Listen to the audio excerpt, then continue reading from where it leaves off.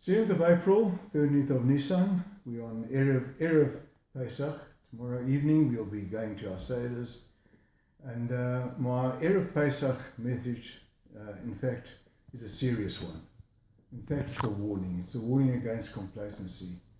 Now, we're now in our going into our second week of the lockdown. We're barely a month since the epidemic started in South Africa. And unfortunately, I'm sensing that the community are starting to relax their vigilance, relax their enthusiasm for the lockdown. We see people socializing in the shops. We see the traffic is going back to normal. And it's as if people are, in fact, forgetting that we are in the midst of a very, very serious public health problem. I don't know if it's because the media are now starting to throw out morsels of hope in the sense that there may be some breakthroughs in treatment. There aren't. There are no proven effective therapies. There are a lot of clinical trials which are ongoing, but nothing has been shown to be effective as yet. There's no evidence that the BCG protects us. Forget about that. Vaccine trials are started, but it's going to be a long time until we have an effective vaccine. Not this year, maybe sometime next year. So we are reliant on everybody's cooperation for social distancing, for carrying out what the government has laid down very effectively in terms of trying to abort this, or trying to flatten the curve, trying to ameliorate or trying to prevent an explosive epidemic. Now, we may also be misled, and I think many people are being misled in thinking that the curve is starting to slow down. We had about 31 cases yesterday. We're up to 12 deaths.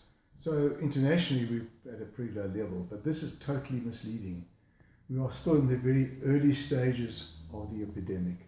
Those figures are probably a little bit artificial. There's a large backlog in testing, and I'm pretty sure when the testing gears up, as it's supposed to a few 100,000 tests, we're going to pick up many, many more cases.